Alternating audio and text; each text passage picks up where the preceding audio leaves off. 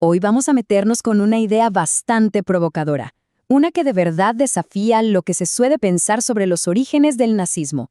Y lo haremos siguiendo el análisis de F.A. Hayek. A ver, por lo general se piensa en el nazismo como un movimiento casi irracional, ¿no? Como una reacción violenta contra el socialismo. Pero, ¿y si no fuera tan simple? Hay un texto muy influyente que propone que su origen es en realidad muy diferente y mucho más complejo. Ok, para entender bien este argumento, vamos a seguir el hilo que nos propone la fuente. Empezaremos con una conexión, digamos, inesperada.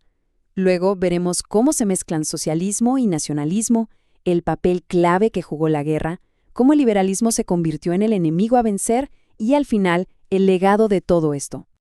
Y aquí vamos con el primer punto que de entrada ya es polémico.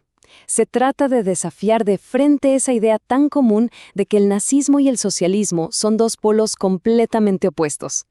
Y fíjense qué interesante es esto. La tesis no dice que el nazismo fue una reacción capitalista contra el socialismo. No, dice que fue algo que creció, que evolucionó desde adentro de ciertas ideas socialistas. Es un cambio de perspectiva total.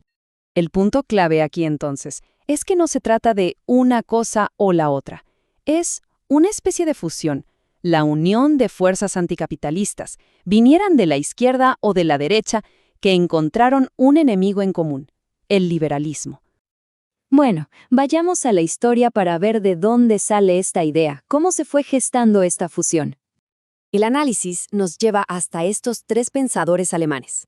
Ojo, el texto los llama los padres reconocidos de esta corriente de pensamiento. Entonces, lo que se argumenta es que Fichte, Robertus y Lassalle son considerados precursores del nacionalsocialismo, pero al mismo tiempo son figuras clave del socialismo alemán. Esto es lo crucial. Se estableció desde muy temprano un vínculo muy fuerte entre el pensamiento socialista y el nacionalista en Alemania. Ok, si esas ideas eran como la semilla, la Primera Guerra Mundial fue la tormenta que las hizo crecer de golpe. Actuó como un catalizador, sacando estas teorías de los libros para ponerlas en el centro del debate público. Miren esta cita de Werner Sombart de 1915. Él decía que la guerra era un choque inevitable, pero no de clases, sino de culturas. La civilización comercial de Inglaterra contra la cultura heroica de Alemania. Y esto viniendo de un ex-marxista es muy revelador. Aquí se ve clarísimo el contraste que planteaba Sombart, el ideal inglés, la felicidad individual, la libertad, la vida del mercader, y el ideal alemán, el sacrificio por el Estado, la comunidad, la vida del héroe. Dos mundos opuestos. Y esa idea de comunidad del pueblo, la Volksgemeinschaft, es clave para entender todo esto. ¿Qué significa?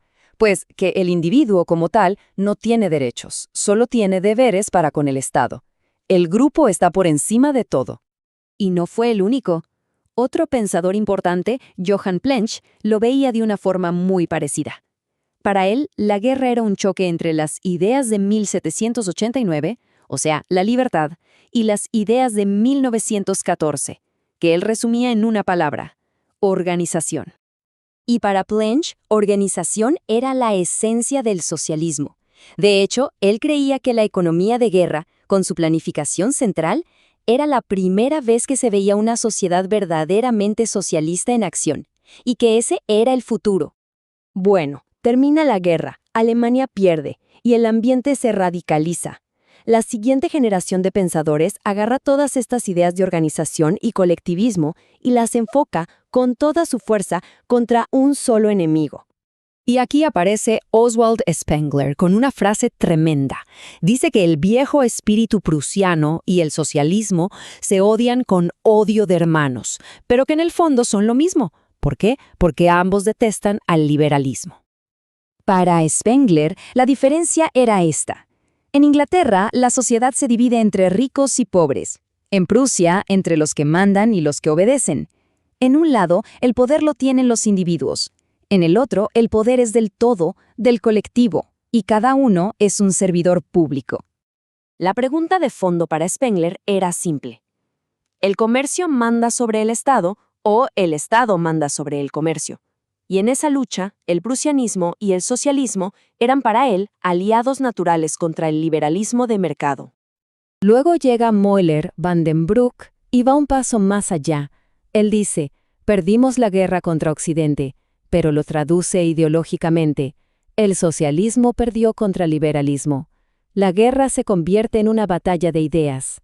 Y con esto se cierra el círculo. Moeller van den Broek lo dice sin rodeos. La juventud alemana de hoy reconoce en el liberal a su archienemigo. Ya no es un debate, es una declaración de guerra. El liberalismo pasa a ser el enemigo a destruir. Bien, hagamos un resumen de todo este recorrido intelectual para ver el cuadro completo. Entonces, el argumento de Hayek traza una línea muy clara. Primero, el nazismo no sale de la nada, tiene raíces intelectuales. Estas raíces nacen de una fusión temprana entre socialismo y nacionalismo en Alemania. Después, la Primera Guerra Mundial lo acelera todo, convirtiéndolo en una lucha entre la organización alemana y la libertad individualista. Y finalmente, los intelectuales de la posguerra apuntan todas sus armas contra un solo objetivo, el liberalismo, creando el clima perfecto para que el nacionalsocialismo tomara el poder. Y todo este análisis nos deja con una pregunta que resuena hasta hoy. Si ideas colectivistas que normalmente ubicamos en la izquierda y en la derecha pueden terminar uniéndose contra un enemigo común, ¿qué nos revela eso sobre el conflicto real, el de fondo, entre el individuo y el Estado?